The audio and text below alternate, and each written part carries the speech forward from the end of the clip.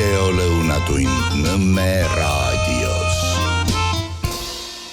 Ja tere maailm, ongi lõunatund Nõmme raadios, ongi käes see keskmine päev nädalal, mil väidetavalt nagu nädala selgroog murduks, aga ta ei murdu, ta tuleb järgmisel nädalal tagasi veel tugevama selgrooga, see kolmapäev, ma mõtlen. Ja nagu me kõik teame, hoolitseb täna meie vaimse ja füüsilise, no seda muidugi küsimuste peale, tervise eest ei keegi muu kui herr doktor Viktor Vassiljev, täies ilus ja hiilguses. Viktor, elu läheb mühinal edasi ja näe, Valgevene opositsioon avas Tallinnas oma esinduse. Siukene võigas mõte mul ühel sõbrannal, et aga mis juhtuks, kui Venemaa opositsioon avaks ka oma esinduse, siis no kumb see esindab siis esinduslikumalt, kas selles mõttes, et kelle viisa võiks kehtida? Noh, äriidee on päris hea, Dalai-laama esindus võiks olla ja noh, mida iganes, miks ka mitte. Noh, kunagi Vene okupatsiooni ajal oli Eesti valitsus eksiilis, oli Rootsis, eks ole, no miks mitte. Ma ei näe, et see oleks midagi sellist, mis, ma ei tea, meie elu siin mõjutaks eriti, ma ei tea, kõik need trahve ja maksutõususid. Aga Viktor Vassiljevi esindus Njassa järve ääres. Jah, vaata huvitav on see, et need on nii-öelda mitteametlikud esindused, need on mingisuguste vastadiste esindused, nii et järelikult Viktor Vassiljev esindus Njassa vabariigis oleks nendest inimestest, kes on Viktor Vassiljevi vastu ja keda Viktor Vassiljev ei finantseeri. Palun, sellega ma olen täitsa nõus, las olla. Huvitav seltskond, aga praegu ütlesin välja selle neetud sõna ühendi huvitav seltskond.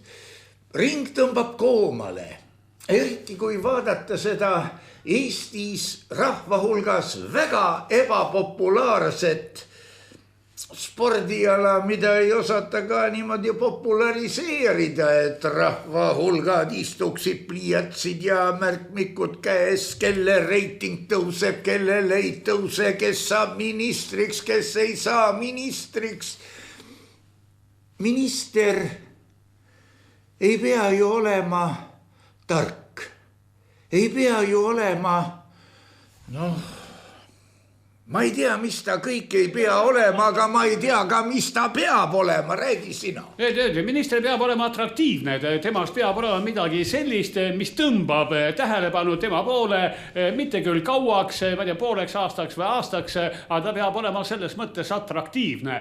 Nii et targal ministril pole midagi teha, sellepärast et asju ikkagi, suuri asju otsustab koalitsiooni nõukogu, mis on ministrist tunduvalt kõrgem, väiksemad asju otsustavad ministeeriumi kantslerid, asekantslerid, nii et ministri nii-öelda mängumaa on seal küllaltki väike, aga tema peab olema atraktiivne, ta peab naeretama, ta kutsutakse telekasse, seal ta loeb ette teksti, mis talle avalikes suhete nõunik on ette kirjutanud, nii et ei pea olema tark ega ilus ega inetu, aga temast peab olema midagi sellist, mis paneb rahva vaatama ja imestama. Näe, minister.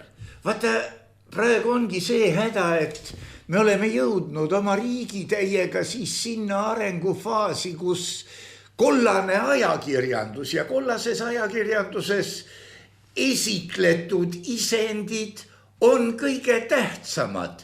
Kui vaadata, minu pärast ei ole siin vaja isegi tekste vaadata, mis nad öelnud on. Ajakirjanikud on meil küllaltki terava silma ja taibuga, aga kes neil laseb seda alati avaldada? Sotsiaalmeedias seal iseenesest muidugi, aga ajakirjanik mitte oma nime all. Vaata need hirmsad grimassid ja pingutamised, et näha välja nagu üks kolletis välja nägema peab 2 L-iga. Ja mis puudutab kollast ajakirjandust, siis kollane ajakirjandus tegelikult ta on peavoolumeedia, kas peegeldus või järelkaja või see on nagu koorilaul, peavoolumeedia on nagu teatrilaval ooperi solist, eks ole, taga seisab koor, see ongi kollane ajakirjandus ja kollane ajakirjandus, see on põhiline äri, see on see, mida rahvas ostab, eks ole, ega rahvas ei hakka ostma oma raha eest ju Riigi Teatajat, kus on ameti täiesti autentne info valitsusallikatest, ei, ta ostab kollast ajakirjandust, sellepärast et kollane ajakirjandus on talle huvitav lugeda, lõbus vaadata ja kollast ajakirjandust lugedes kuskil diivani peal mingisugune õllepurk käes, eks ole, peremees loeb seda ja muheleb ja naarab, et näed, mis lollid seal kõike teevad, mina oleks teinud tunduvalt paremini ja hoopis teistmoodi. See on kollane ajakirjandus. Siin ongi see, et võtaks nüüd mõlemad prillid eest ära, ajaks silmad punni ja hakkaks, no kui me esitame oma tekste nii, nagu me siiamaani oleme esitanud, meil ei ole muidugi tekste, mida esitada, see kõik on kohapealne vaimu. No keegi pole meie tekste kirjutanud ju, noh, ja kes ei julgekski. Me ei jõua ju maksta sihukesi asju, hea küll.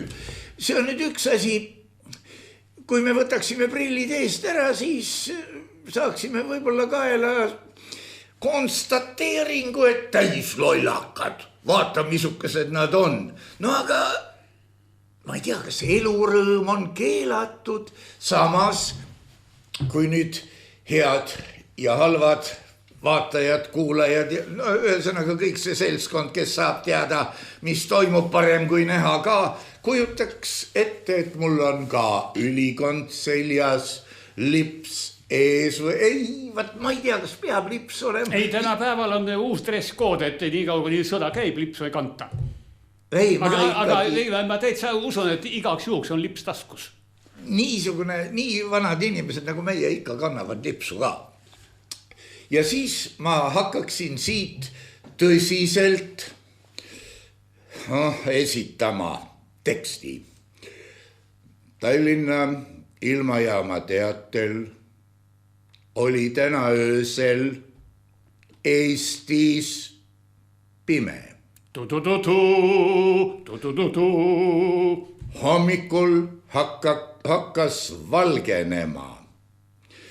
See kulmineerub päikese varjutusega, tõsi osalisega, aga ikka laupäeval.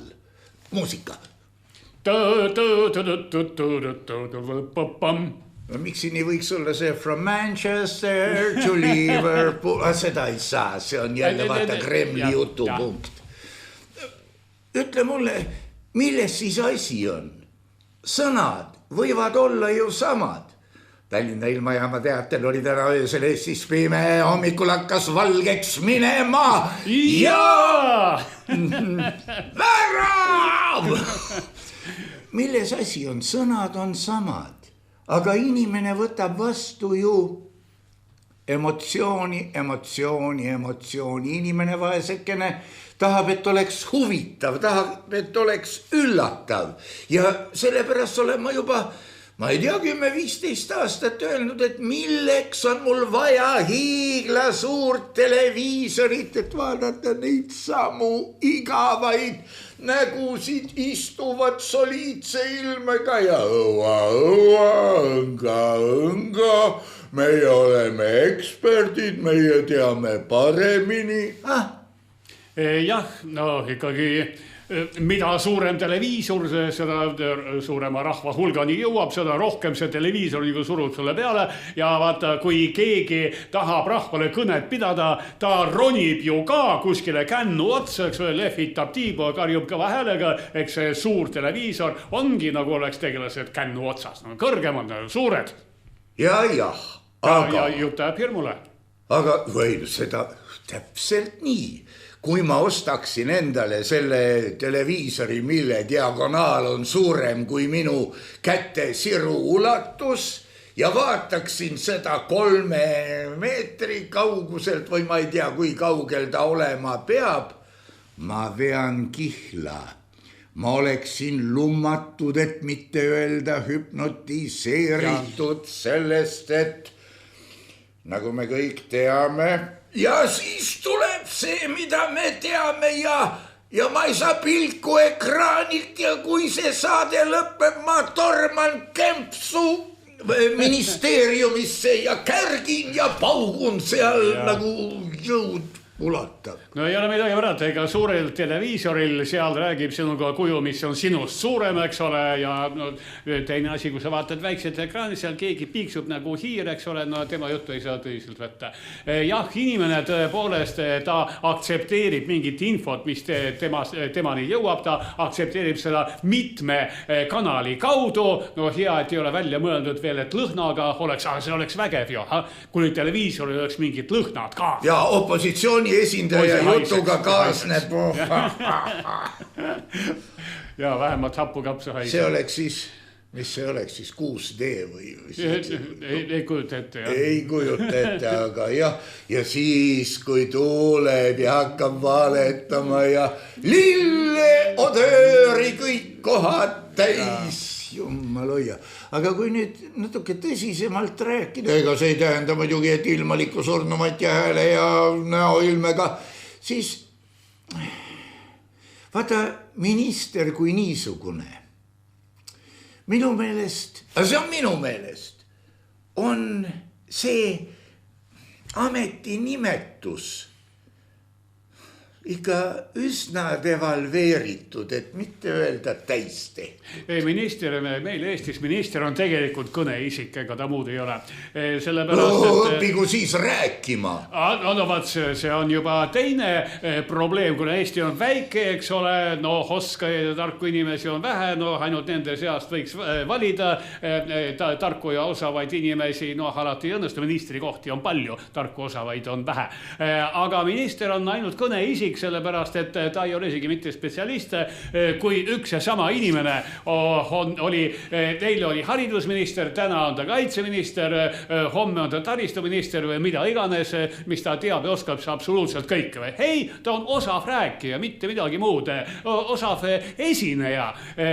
Vaata rääkija, ma olen ka rääkija, ma räägin seda, mis mina välja mõtlen, aga tema räägib seda, mis on talle ette kirjutatud, nii et ta on osav esineja, mitte midagi muud, kõneisik. Ma ei tea, kas sa oled, no muidugi ma ei tea, ma võiksin küsida otse ja küsingi otse, Viktor, kas sa oled lugenud niisugust vanal ajal välja antud raamatut nagu Sir Michael ja Sir George? Tead, tuleb nagu meelde, aga see oli väga vanal ajal. Jaa, see oli väga vanal ajal. Mina nautisin seda raamatut. Võib-olla ma lugesin seda ikka õige mitu aastat pärast väljaandmist, aga ei tea, see oli Yes ministri minu meelest pilootprojekt ja seal lõpus no sigadused, segadused, arusaamatused ministeeriumis, kõik, mis toimuvad kuni kohalt lendamiseni või ära minemiseni või kõrgemalt poolt tulnud korraldusele teha niimoodi, naamodi või kui inglane või muul viisil, see on nimelt inglise huumor, siis kui üks õnnetu reisitud ühe ala minister suunatakse teise ala ministriks ja ta mõtleb, et nüüd ma olen oma asetäitjast või ma ei tea, mis ta tiitel oli lahti saanud, kuuleb ta kuskilt koridorist kaugemalt häält, et noh, me ei jaga sellest kumbki suurt midagi, aga vähemalt see on mingi vaheldus. Vaata, me oleme praegu samas olukorras. Riigis kulgevaid protsesse ei mõista vist enam küll keegi, arvestades propagandat ja läbiimbuvaid teistsuguseid uudiseid, aga mõned loevad oma elu triumfiks ilmselt ministri keppi ja loodavad, et aga äkki ma saan edasi Euroopasse. Ja siin on muidugi ka väga hea niisugune Peteri printsiibist vist võetud või Parkinson, mul on natuke segamini mõlemad Parkinsoni seadus, mitte. Seal oli. Peteri olid printsiibid. Ja seal oli just seesama, et tuleb kasutada ka edutamist. See inspireerib kollektiivi, kõik mõtlevad, et ei no kui see idioot juba edutati, siis mina igal juhul ka. No jaa, aga Peter ikkagi tema pani oma printsiibi põhimõtteks pani selle, et kui keegi on saavutanud oma ebakompetentse tasandi ja segab kogu struktuuri edasist tegevust, tuleb temast kuidagi lahti saada, teda lahti lasta, vallandada on natuke raske, sealsed ka alati ei võimalda. Kõige lihtsam on ta edutada järgmisele tasandile, edutada veel kõrgemale, saaki raisast lahti. Vallandamine edutamise kaudu ja siis muidugi näide ühest telekompaniist, kes ehitas oma juhtkonnale hirmsalt vägeva klaasist ja betoonist uhke kommunikatsioonivõimalusi täis saale, täis hoone, aga linnast välja, sest siis nad põlevad seal sees raugematus töövaimustuses, määravad kohtumisi, plagisevad ja veel kord plagisevad, aga sealt välja ei kosta midagi ja kutid saavad stuudios rahulikult tööd teha. Näed, meil ka siin ei ole mingit juhtkonda, kes ütleks, et nüüd on Viktori kord. Jaa. Viktor räägib siis, kui Viktor räägib. Jah, kusjuures mitte kordagi ei ole keset saadet või keset salvestust järsku kõlanud kuskilt ülevalt nurgalt valju hääldist, et nüüd ole vait. Ei, seda pole kunagi olnud. Ei, seda ei saagi olla. Ja, aga mis puudutab ministrit, ja kui keegi kodanik satub ministriks, määratakse ministriks, kinnitatakse ministriks ja ta võib olla väga õnnelik, et nüüd saab reisida, nüüd saab sõita kuskile Brusselisse või veel kuskile, kus on teised ministrid, teiste riikide ministrid, suured tähtsad inimesed, kes heatahtlikult patsutavad sulle õlale ja ütlevad, oi, tore, et sa tulid, et sa olid Eestist, et mis see teie pealinn oli Vilnius, eks ole. Väga tublid inimesed olete ja ise imestavad, et näed, et isegi tonkab inglise keelt rääkida. Nii et miks ka mitte. Aga minister mitte midagi ise ei osta. Sellepärast, et temale antakse kaasa ikkagi koalitsiooni nõukogu suunised, tema erakonna valimisloosungid ja mida peab tegema, seda peab tegema. Tal võisid olla väga head ideed, et paneme jõed teistpidi voolama, et elektri nende generaatoritega hakkame hoopis tuult tegema, elektri sisse ja tuul välja või mida iganes rahva jaoks kasulikku, mitte midagi sellist tal teha ei lastas, teha tuleb seda, mis tegema peab, sest nii on otsustatud. Kes on otsustatud? Need on üldiselt anonüümsed seltskonnad, kes otsustavad. Ja. Aga minister oma tahtmise ja võib tagataskusse panna ja tal ei ole sellega suurt midagi teha. See, mida sa kirjeldasid ammikusmeus, see meenutab kangesti Padajan kaenlasse ja põgenen siit konnatiigist ja ülejäänud seltskond teeb ära läks. Loodame, et telefon läheb tal rikki. Ja nii ongi. Minister tuuritab mööda olulisi paiku. Ma mäletan niisugust tegelast nagu Urmas Paet, kes käis ja kükitas 10 riikidesse Eesti esindusi või saatkondi maha ja pärast siis järgmine või ülejärgmine minister hakkas neid niimoodi, pole vaja. Ja ühesõnaga minister, kui niimoodi läbilõikes võtta, on tegelikult paras tühikargaja ja seda küll, aga ärge teda tulistage, tema on klaverimängija, tema on pianist, ärge tulistage, mees teeb, mis mees suudab. Tema tõesti teeb seda, mis ta suudab, eks ole, aga tal on noodid ette ja noodi pealt ta mängib. Nii et ärge teda sõimake, temal mingit suurt otsustusõigust ei ole, mingeid erilisi valikuid ei ole. Nii nagu lugupeetud doktor Karmen Joller pandi nüüd ministriks. Oi, küll ta oli rõõmus, ta juba mitu tundi varem kuulutas oma lehel, et võtt võtsin selle vastutuse torman ambrasuurile. No natukene teades teda, ma arvan, et ta on väga tark ja haritud tohter, eks ole, tal on oma nägemus, mis võiks nagu tervisesüsteemiga peale hakata. Aga vaata see, et ta sattus Riigikogusse, eks ole, ta sai selle poliitiku pisiku juba külge, nii et see haigus on tal juba olemas.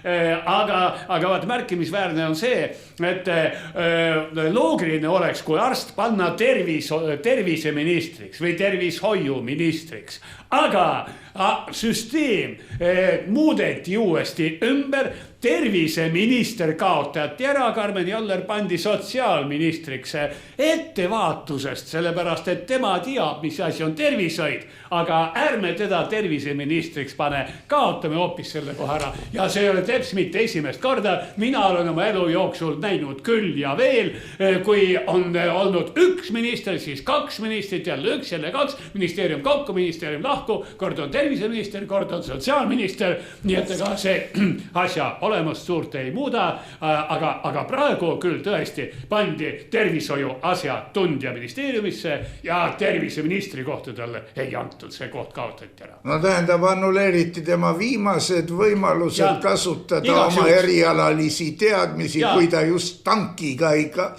Igaks juhuks see uks keerati talle lukku, igaks juhuks ja võeti pandi ära. No võib-olla, no ei tea, aga see, mis sa kirjeldasid ministeeriumi, see on nagu Karmoška või Tepo Lõõts, siis muudki lirsti.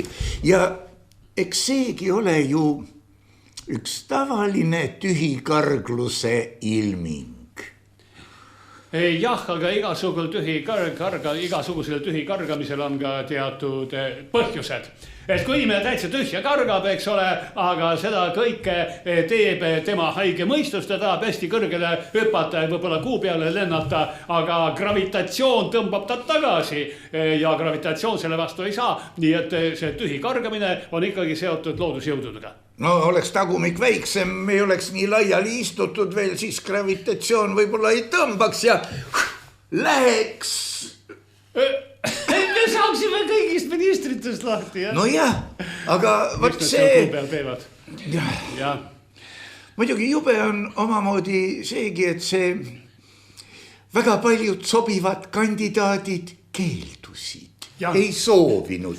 Tähendab... Jah, vaata, mina olen oma poliitiku karjääri jooksul vähemalt 2 korda ministri kohast keeldunud, sellepärast, et ma teadsin väga hästi, et midagi asjalikult teha seal ei anta, nigust nii asjad lähevad, nii nagu nad lähevad ja pärast, kui nad on vussis, siis mind süüdistatakse. No vaat ongi just see moment, et täna paika pandud ministrid, kui nüüd süübida kirjandusklassikasse, siis meenub kõigepealt sits president Funt, sest kõik eelmiste põlvkondade vead määritakse ühele kaela ja kuigi ta on vabatahtlikult ju, no andke mingi ministri koht, no andke, väga on vaja. Nii et kõigest 10 000 euri eest kuus, eks ole, võtab ta endale selle vastutuse ja selle taaga, et tema nii-öelda elu ongi, eluks ajaks on ta plekk küljes, et just tema oli minister siis, kui just see asi juhtus. No ja mis kurat puutub asjasse, kes oli minister, kui suur sitt on sündinud juba, vaata, et 30 aastat tagasi. Meil ei puutu, meil on ministri keskmine elu iga nii-öelda või iga 2 aastat, eks ole, selle ajaga ei jõua ministri mitte midagi teha. Aga see parim enne, millal lõpeb? Parim enne. Vaata, ministrid nii-öelda soolod, eks ole, need siin meie konnatiigis kõlavad ju kõigi teiste konnade kollektiivse krooksumise tasemel või tähendab taustal, kollektiivse krooksumise taustal. Nii et konnatiigi elu, see käib muud kui edasi, aga see, et keegi üks korra nagu hüppab püsti ja teine ja kolmas ja ega nendele ei lasta midagi muud krooksuda kui see, mis selle üldise krooksumisega kokku kõlab. Aristofanes tuleb sul meelde. Tema kordumatu näitemäng Konnad, mis oli juba ma ei tea, millal see Aristofanes nüüd elas, aga Batrachomiomachia oli teose nimi. Või see oli midagi muud? See oli midagi muud. Konnade ja hiirte sõda. See oli midagi muud, aga konnad oli just see, et kui keegi peategelastest, uhketest ministritest tinglikult hakkas erilist jama ajama, siis tuli Kreeka koorina taustaks konnade koor ja prekekekeks, kvaks, kvaks, prekekekeks, kvaks, kvaks. Jah, no nii ta üldiselt toimubki, aga selleks on jällegi Eestis olemas Riigikogu, mille ülesanne tegelikult, ega Riigikogu midagi ette ennustamatut ei otsusta ju, sest me teame väga hästi, kes on koalitsioon, mis on opositsioon, koalitsioon jääb alati peale, opositsioon alati kaotab, me teame, mis nad ostavad, aga Riigikogu mõte tegelikult on vastutuse hajutamine, et siin keegi minister arvab, et tema mõtles välja selle, mis tegelikult kirjutas tal ette koalitsiooni nõukogu, et nüüd muudame mingit seadust ühte või teist pidi, eks ole, aga lõplikult kinnitab selle kõik ju Riigikogu ja siis saab näpuga näidata, et mitte keegi ei vastuta, näed, seal on 101, eks ole, inimeste kollektiivne vastutus. Ja, Viktor, sa räägid nagu Hitler, Kubitšeki teoses Adolf Hitler, minu lapsepõlvesõber või koguni autori teoses Mein Kampf. Seal ta ütles ka välja selgelt, et see parlament tuleb laiali ajada enne kui riik lõplikult otsad annab. Praegu muidugi on väga hea võimalus see tehisintellekt panna. Nii et kui sa saad ministri portfelli, siis seal sees on tehisintellekt ja sina hoia oma musikene kinni.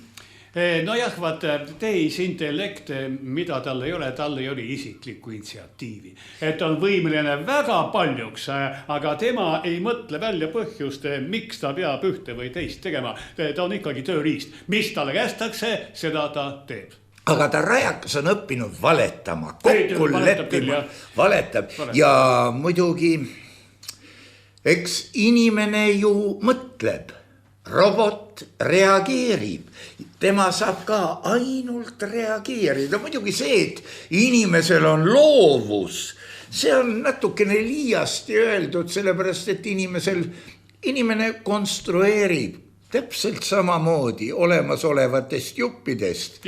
Ainult, et mõne inimese käsi ulatub kaugemale neid juppe võtma ja sellega kunstiga maailma võluma või üllatama või unustusse. Aga inimesel on ka intuitsioon ja paljusid asju teeb ta intuitiivselt ja intuitsioon see rajaneb tema geneetikal, tema kasvatusel, elu jooksul omandatud haritusel, faktilisel materjalil, millel iganes ja intuitiivselt ta võtab vastu õigeid otsused, mis on tema jaoks õiged. Tehisintellektil seda ei ole, tema teeb arvutustehteid, aga ta teeb neid miljoneid sekundi jooksul, nii et ta jõuab mingite tulemusteni, mis on tema jaoks head. Aga ta on siiski ainult tööriist ja vigu teeb ta siis, kui talle on siiski vigaselt antud prompt ehk töö ülesanne. Tema loeb seda töö ülesannet absoluutselt täht-tähelt, mingisugune väike koma on teis koos kõik ja tema teebki vea ja mingisugust süütunnetega süümepiinu tal ei ole, tema oma vigu ei kahetse, teeb need täiesti julmalt, aga ta on ikkagi tööriist.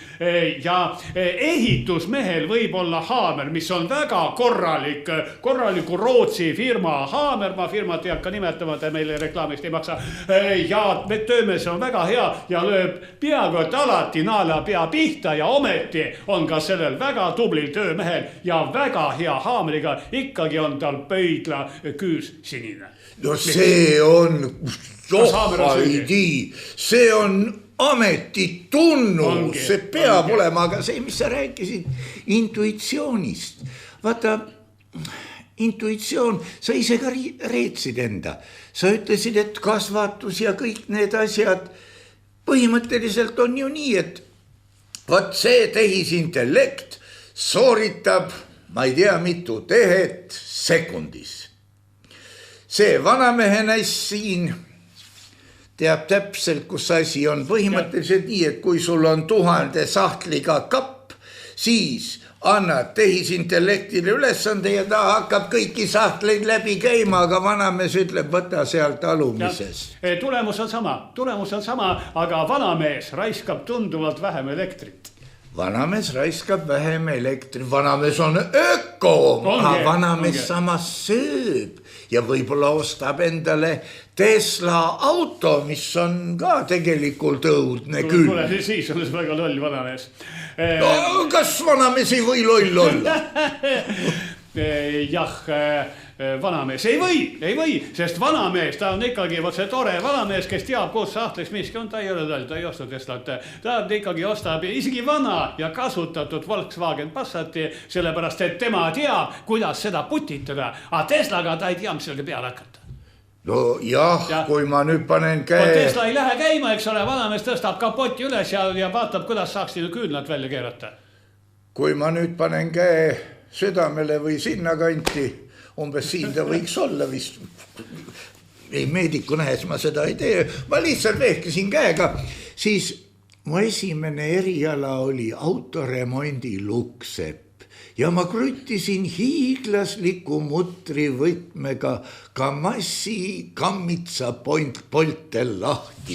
Ja ma nägin mootorit ja ma remontisin ise mootorratast Kavrovets. Vau, mul oli ka siuke.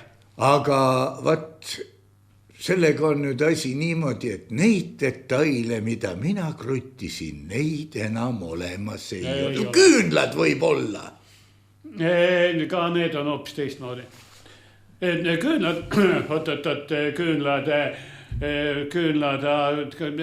kas kaasaegsel autol ongi küünlad? Diislil ei ole kunagi olnud. Aga neil teist. Vaata, nüüd tänapäeval on autod siukest, et autojuht võiks teada, kuidas kapott lahti käib, kus on see hauk, kuhu klaasipesu vedelikku valatakse. Aga kahjuks kõik muu on siuke, et sa võid ju teda kurva pilguga vaadata ja löö kapoti kaan uuesti kinni. See on kõik. Aga olid küll ajad, kui mul oli Ford Sierra ja naisele ostsin teise Ford Sierra, mis mõlemad olid muidugi 2 ringi Soomes juba ära käinud, eks ole, või Saksamaal või kus iganes. Ilmselt 1 ringi Saksamaal, teise Soomes, siis tulid siia. Ja see, et mina seal teadsin, oskasin ja julgesin käsi õliseks teha, see ei ole midagi. Aga ükskord minu lugupeetud abikaasa, et temal ei läinud auto käima ja mis tema siis tegi, ta ei hakanud jooksma ja karjuma mulle, tead 3. korrusele tulened alla, et vanamees pane auto käima, eks ole, ma olin siis noor mees veel. Aga tema tõmbas kapoti lahti, ta võttis pealt ära õhufiltri ja siis maniküüritud küünega torkas ta klappi, mis oli lihtsalt vales asendis kinni jäänud. Klapp tegi plõksti, tema pani selle õhufiltri 3 mutriga tagasi, keeras süüte võtit ja auto läks käima. See on midagi vapustavat, ausalt. Aga eks siin võib-olla mängis oma osa ka juhus, et kõige suurem jupp, kõige nähtavamad mutikad. No ta oli kunagi näinud, kuidas keegi naabrimees, kes oli parem automehaanik kui mina, tegi seda liigutust. Aga ta tegi järgi näed. Täitsa huvitav oleks olnud seal juures olla, kas ta pomises neid samu sõnu, mida naabrimees. No ta arvas, et need on võlusõnad, jah. No ikka. No niimoodi on. Aga tuleme tagasi nüüd meie väidetavalt armsa Eestimaa ja selle hoolitsetud tuleviku juurde ja tegelikult see, mis sai siin ministritest ja tehisintellektist ja kõigest sellest kokku klopsitud nagu koogel-moogel, muide kuskil, see on Viini Prateris, on vist koogel-moogeli vabariik või midagi taolist, munakujuline maja ja kõik dokumendid on olemas, ma olen seal käinud. Kas siit, see on loll küsimus, aga kas siit kuidagi niimoodi edasi ka saab? Ma nimelt nägin öösel paha und no mis ta nii paha oli, ta oli aus ja selge ja sellepärast ta oligi paha, et vaidlesin kellegagi, kes istus mu meelest seljaga. Vaata, siin on probleem selles, et meie põhiseaduse preambulis on Eesti rahvuse, keele ja kultuuri. Rahvusega on niimoodi, et kes tunneb, et on eestlane, ongi eestlane. Kõik. Keel. Kui ma, no seda on paha ja piinlik öelda muidugi, kui ma kuulsin, kuidas õpetati prints Williamile sõna päev hääldus, siis mul hakkas natuke kurb, kui see on jõudnud juba nii kõrgele ja kui eesti keele õpetaja, see on varasem näide, võib küsida õpilase käest tahvli ees teiste kuuldes ja nähes, kas nüüd said aru vä? Madre de Dios või mida ma peaksin ütlema, siin eesti keeles ei ole neid sõnugi. Ja kultuur. Vaata, kultuur, see on niimoodi, et meie kultuur, see peab olema kõikide kultuuride väiksem ühiskordne, sest siis keegi ei solvu. Ja kõvasti LGBT hulgas koos kõigi plussi. No see on oma ette, aga see on kultuur või subkultuur, pigem ikka subkultuur. Kunagi tuli ju rataprinttrükiga, see võis olla ikka nõukaaja lõpus. Välja Tartu Ülikoolis teos tätoveeringud kuritegelikus subkultuuris. Mis pani mind teataval määral tätoveeringuid austamagi ja neist eemale aga hoidma. Nüüd on see subkultuur kadumas, et kui viimased nagu surevad ära, siis lähevad nende tätoveeringud mulla alla, eks ole, ja nüüd on maailm täis hoopis teisi tätoveeringuid, mille mõistet meie sinuga ei tea, ei tunne. Ei olegi. Ma vaatasin klipikesi, kus väga pikalt kinni istunud kutid, neile näidati tätoveeritud kaasaegseid kutte ja nad siis kirjeldasid paari sõnaga ja ütlesid, et tsoonis oleks ta maha löödud. No ei saa niimoodi teha, et iga lollus peab minema laia tarbe kaubaks. Jah, aga kultuur on väga mitmekihiline nähtus, et on olemas mingi kõrgkultuur, on olemas kultuuri nagu kõrval harud, et junn purgis, eks ole, kui ta on esimest korda, ta ongi...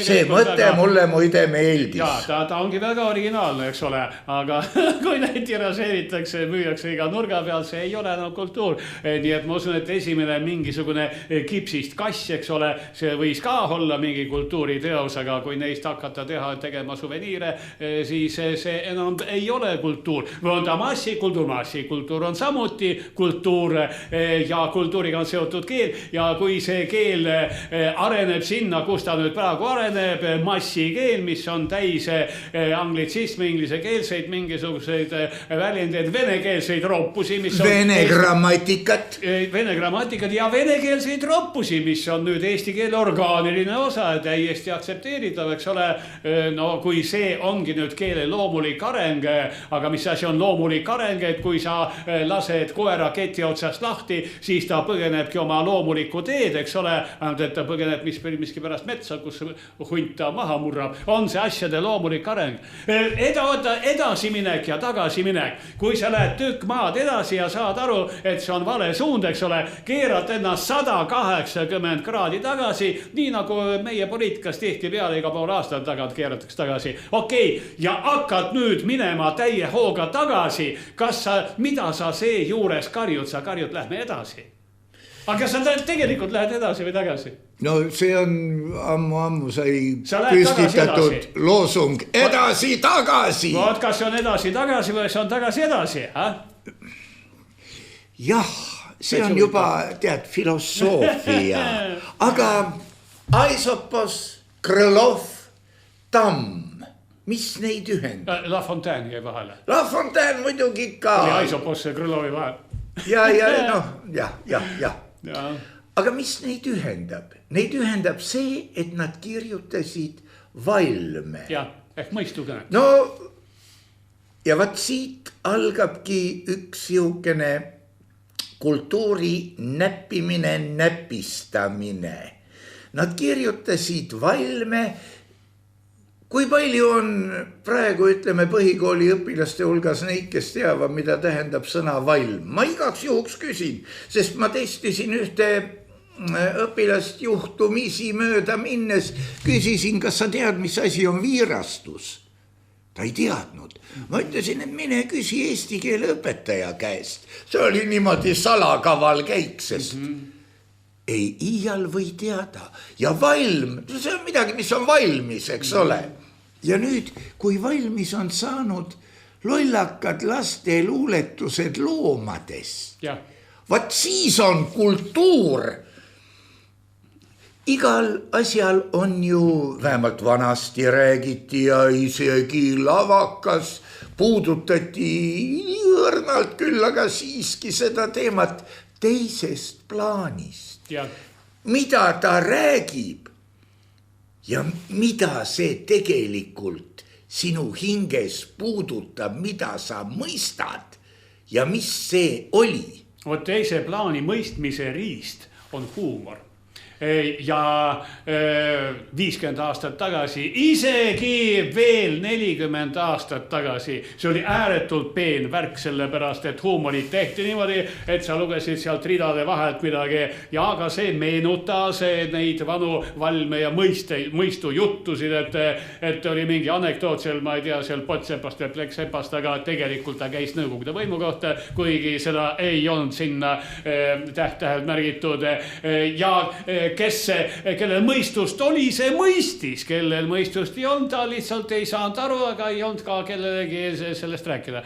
Nii et kõik oli korras, aga kui vaadata tänapäeva huumorit, aga see, ma ei tea, see ongi nagu nuiaga pähe, aga nalja ei ole.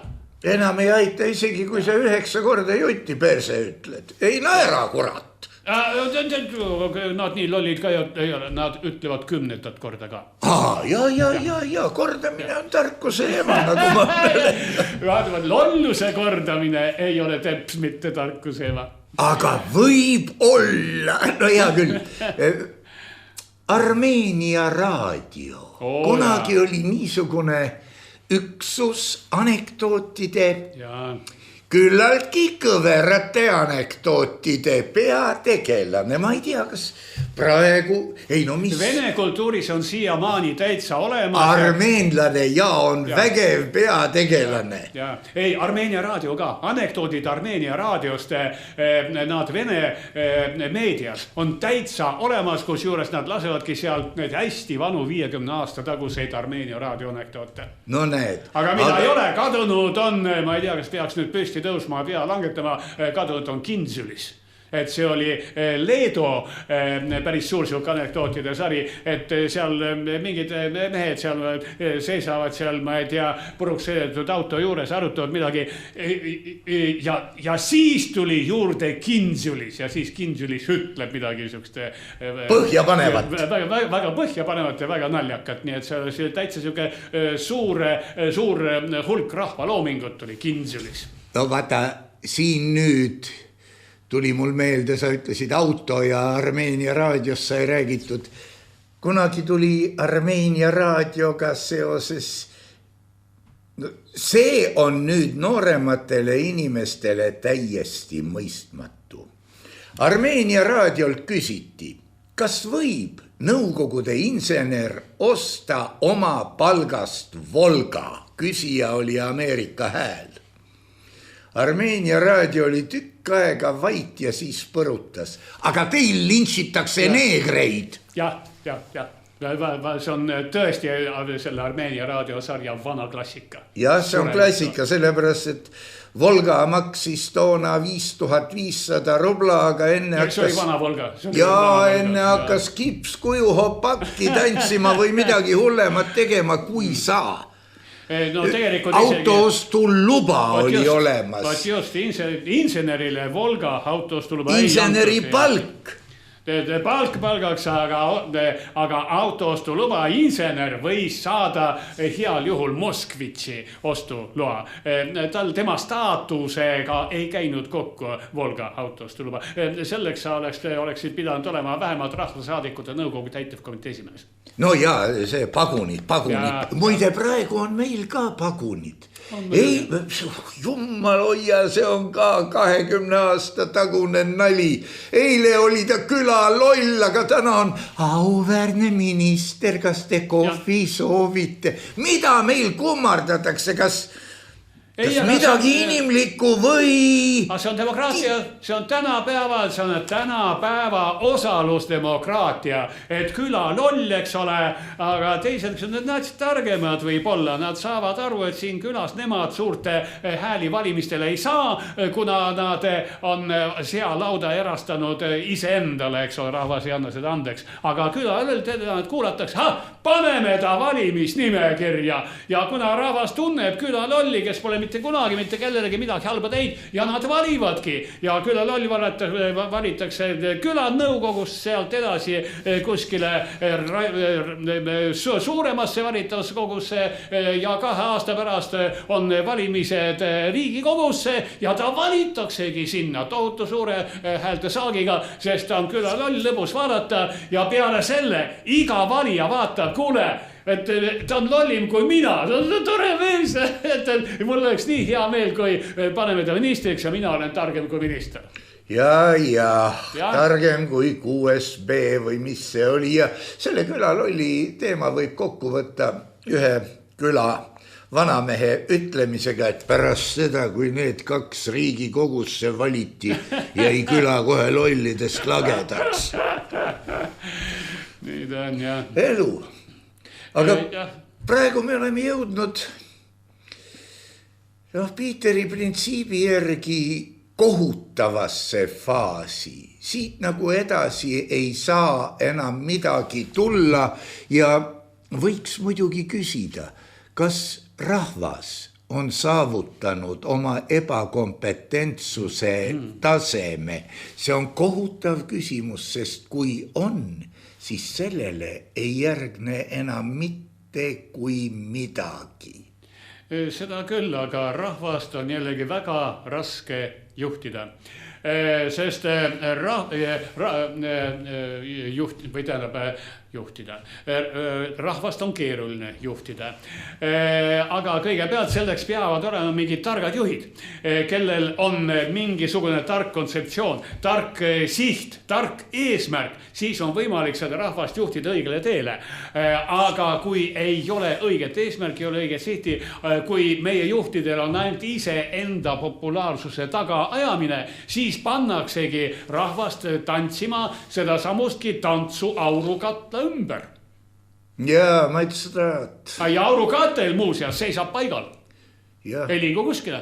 Ja selle tüki lavale saamisega Draamateatris oli ka ikka jamasid kui palju. See tähendab, et kuskil oli keegi, kes midagi mõistis. Sama oli 4 kuningapäevaga. No muidugi ehmatas Hendrik Kerge lavastatud kabaree ikka põhjalikult inimese ära, kes oli väga kõrge parteilise positsiooniga. Seal oli nimelt väga kenasti lõpus, ma ei tea, kas publiku ette läks sama variant, aga kogu seltskond kogunes lavale. See oli siis lõpp, nagu ärritunud ooperikoor või keeras publikule selja. Taga kõrgel läks uks lahti, ilmus Adolf Hitler ja kõik tõstsid käe, millega nagu vihjati sellele, et küllap see saalitöis ka tõstis käe, ega meie ju ei näe, mis nad seal teevad. Ja kas see oli Karl Vaino või, ma võin nimedega eksida, see partei pealik, see oli rabanud südamest ja loožist välja tormanud. Mis liig see liig, aga kaader oli väga efektne. Oli küll, jah. Nõukogude ajal 4 kuningapäev, kas ma mainisin juba? Jah. Aga vaata, sellised asjad Adolf Hitler,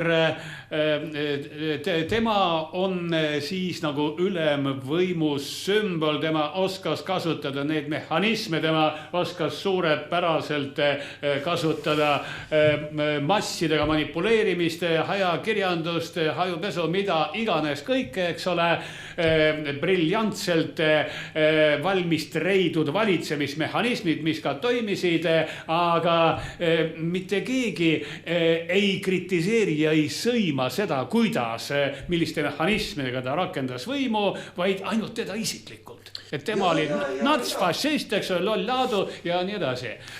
Samamoodi võiks ju kritiseerida absoluutselt igasugust hästi töötavat riigi aparaati, kes kasutab põhimõtteliselt samu riistu, mida Adolf kasutas. Ja huvitav, miks Pol Pot on maha vaikitud? Jaa, tegelikult. Tegelikult? Jaa. Noh, ja eks neid tegelasi ole veel, kes jaa, muidu käid ju. Ikka miljonitega said hakkama, likvideerisid kirjaoskuse ja 2/3 rahvast ja võt siis oli hea elada. On ka elus olevaid, jaa. Müstika, muidugi jah, seda, eks need Hitleri kõned, tead, ma ju olen seda Mein Kampfi natuke ikka lugenud. Jaa. Esimeses osas ta kirjeldab. See on kapitaalne vägivald, kui keegi hakkas tema väikesele rahvale hulgale kuskil kõrtsus või nii kõnet pidama ja kui segati, siis segajad peksti ikka vaese omaks. Nii et selle kirjelduse järgi ma kardan, et nende tee läks ainult haiglasse. See oli meeletu vägivald.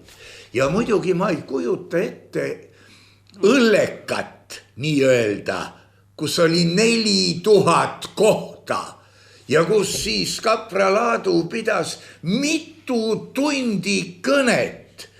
Kõik see tundub väga arusaamatu, väga, ma ei tea, mis tehnikaga see pidi olema, aga hull küll. Ja muidugi tema põhiprintsiip, mille vastu praegu eksitakse meeleavaldustel, oli see, et kõnet tuleb pidada ja veenda tuleb vastaseid, mitte omadele veel kord üle korrata. Sõltub eesmärgis, kui sa tahad omasid üles kütta, nii et kui sinu kõne on lõppenud, juhatatakse neile kätte see koht, kus on seal, ma ei tea, viglad. Kaikaid jagatakse. Ja kaikad, viglad, eks ole, võib-olla ka kuulipildujad, eks ole, no siis on vastavat kõnet vaja, eks ole, kõnet on tööriist võib-olla ühtmoodi, teistmoodi, aga 6 tundi kõnet pidada, miks mitte, ka see on teatud meetod ja täielik meister selle meetodi kasutamises oli ju Fidel Castro. Fidel Castro, kelle kohta ilusti öeldi, et Castro tundis ennast halvasti ja seetõttu kõneles ainult 4 tundi. Just. Eks sa põruta midagi taolist. No need olid vanad ajad, siis ei olnud sotsiaalmeediat, tähendab oli nii palju, kui kuulujutud liikusid, aga praegusel ajal kõik on segamini. Praegusel ajal ei ole mõtet nii pikka kõnet pidada, sellepärast, et masside kognitiivsed oskused on tunduvalt väiksemad. Massid ei suuda enam kontsentreerida oma tähelepanu tunniks ajaks. Massid ei suuda kuulata sama isikut pikka aega, vaid nemad eelistavadki lugeda pealkirju. Anna nendele mitmest sotsiaalmeedia allikast üks ja sama lause, eks ole, ja nad taavad ise selle endale pealuu sisse ja selleks ei ole vaja mitut tundi ühte sama kõneisikut kuulata. Vaata, siin on muidugi, sellest tekib ka küsimus pealkirjad. Time, see magasiin, selle eile just visati mulle ette selle esikaas ja artikli ma otsisin ise üles. Seal oli Ukraina president peal, küllaltki kenasti poseeritud, väga ilusti tehtud foto, aga pealkiri oli The End Game, lõppmäng. Mida ütleb niisugune pealkiri ajakirja kaanel? See tähendab ju seda, et ükskõik mis artikkel tuleb, see artikkel kirjeldab lõppmängu. Artikkel muidugi oli, ma lasin diagonaalis silma üle ja kui ma nüüd õigesti aru sain, siis sellest, et vaene palju kannatanud Ukraina president isiklikult, mitte Ukraina. Ukraina ei puutu asjasse, sest nagu ma aru saan, britid on sõlminud mingid lepingud, et 100 aastat on nemad primaarsel kohal.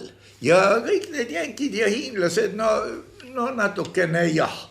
Sest ega me ju ei tea ka, mis elukas on Black Rocki taga. Mina vähemalt ei tea.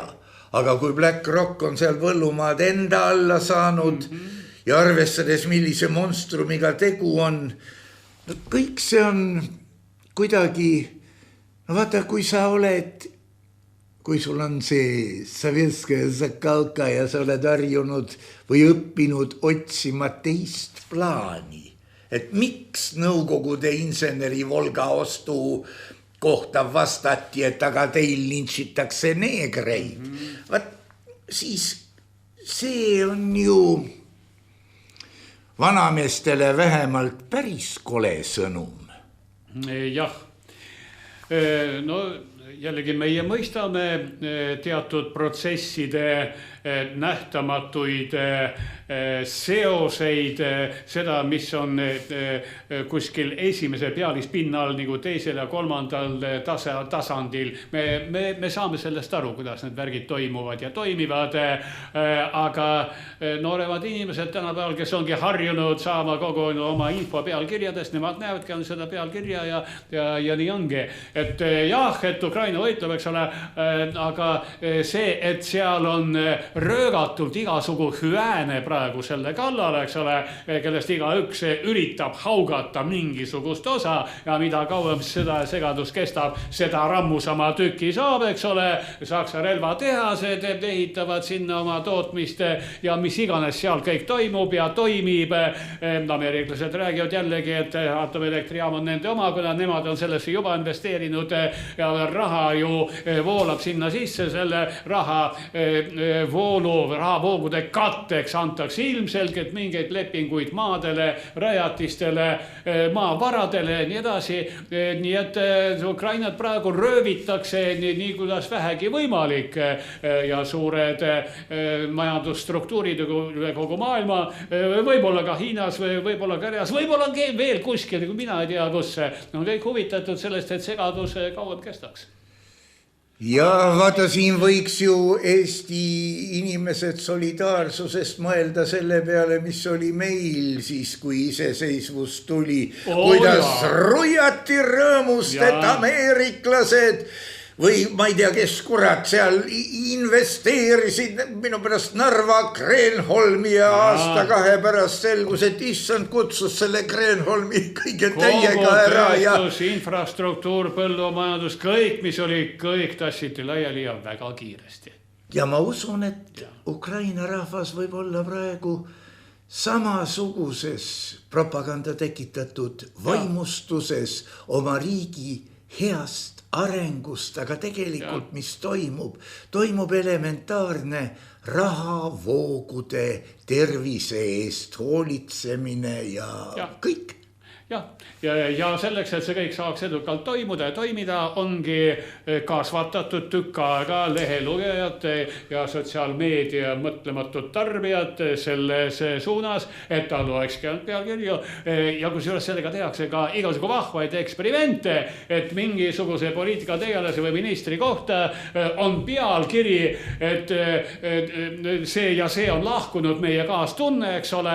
Edasi hakkad lugema, et ta lihtsalt lahkus ministri kohalt ja läks mingi, ma ei tea, riigifirma juhiks ja nii edasi, mitte midagi pole juhtunud. Aga millegi pärast selliste pealkirjadega eksperimenteeritakse. No paneb materjali lugema muidugi, jah. Seda küll, no lugema paneb ta vanemad inimesed, kes... Nooremaid ei panu, noorte täiesti piisab pealkirjast, jah. Aga jällegi infot on tänapäeval niivõrd palju, infoallikaid on niivõrd palju, eks ole, et ega see noor inimene peale pealkirjade suurt midagi lugeda ei saagi, tal leiad ka aega. Sa ütlesid praegu välja selle, mis on vormistatud ilusaks ütlemiseks. Parim vahend demokraatia vastu on veel rohkem demokraatiat.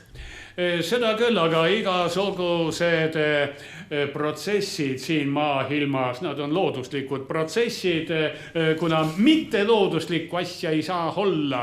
Kõik seal mingid raadiolained, eks ole, seal temperatuuri käikumised, kliima ja nii edasi, kõik on looduslikud protsessid. See, kuna inimene on looduse osa, see, mis ta sunnik välja mõtleb, on samuti looduslik protsess. Poliitika on ka looduslik protsess ja kõik looduslikud protsessid liiguvad mööda sinusoidi. Nad liiguvad üles, nii kaua, kuni piir tuleb vastu. Sa ei hüppa ju Peeru jõul kuu peale. Ei, maa kutsub tagasi. Nii et protsessid lähevad mööda sinusoidi.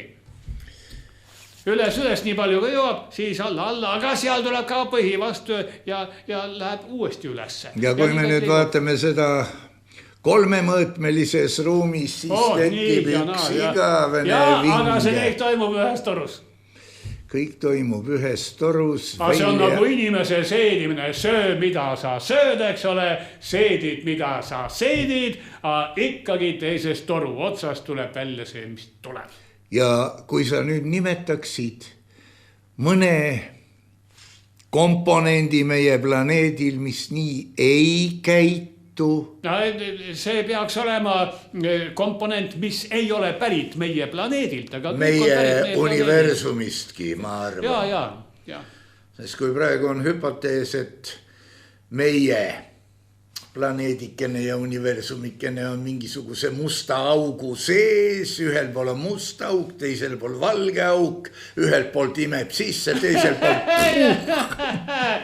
mis seal vahet, need on asjad, millest meie ei tea, ei saagi kunagi teadma, mis meie igapäevaelu ei mõjuta ja kas me oleme mustas augus või ma ei tea, mingi valge künka otsas, mida iganes, kus see meie universum paikneb, see peremees ei mõjuta seda, kui palju sa trahve ja maksusid maksad. See on põhitõde, sellega võtame tänase saate kokku, paneme 3 punkti ja meie püha sõda läheb edasi.